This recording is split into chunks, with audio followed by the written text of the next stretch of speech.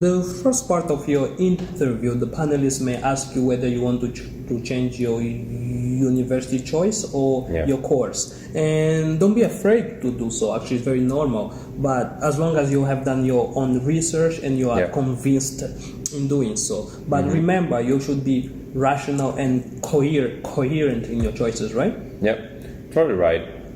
During this part, you need to be ready to answer the simple question, who are you? Yeah. It sounds quite simple, but you need to be able to tell everything about you in roughly 1.5 minutes or 2 minutes, I would say. If you spend more time than that, then you're probably being a little bit redundant, and the panel might disengage of your ideas and such. But I think that you make a good answer for this question if you cover, first of all, your personality, your goals, what you want to achieve briefly. You talk about your studies. Then you talk about your profession, what have you done in the industry out there. And then explain how your background, that education and that professional development that you have achieved, how do those link to your desired studies?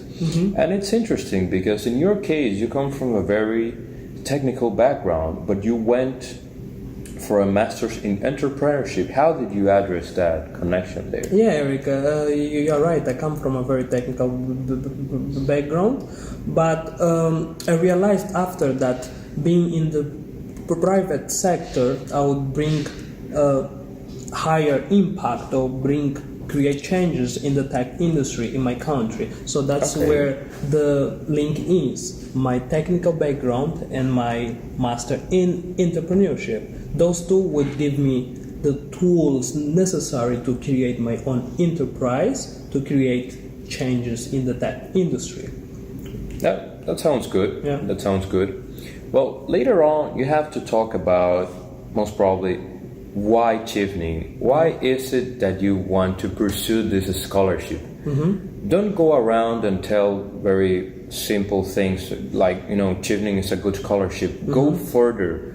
Go and talk about what is it about this scholarship that makes it so special. Talk about the networking advantages that you could get out of them, the leadership skills that you could develop through them. Remember that there are many other good scholarships out there. Why are you here? What's that special reason that is bringing you to the British Embassy today? Is there any special thing that you want to mention about Britain? It's a good moment to do so. So it's most likely one of the questions that you will probably have. Yeah, Eric, you're right. And another question that it's really important is that they may ask you is why you? And it's probably one of the most difficult questions for everyone, but it's likely that they will ask you, right? And you should be prepared to answer this. And it actually speaks well about you and puts you ahead in your interview. And in answering this question, you should somehow express on how you intend to promote the Chevening brand, right? On what are you going to do in your home country and in the UK, right? You should be, why Chevening should be excited about you, right? What is the differentiating factor in you that will excite Chevening? Right, Eric. Like, how did you approach this question? Oh, it just said that you must be prepared, but let's try to put it in simple words. I addressed it by saying the construction sector in the Dominican Republic accounts for a very big portion of the GDP.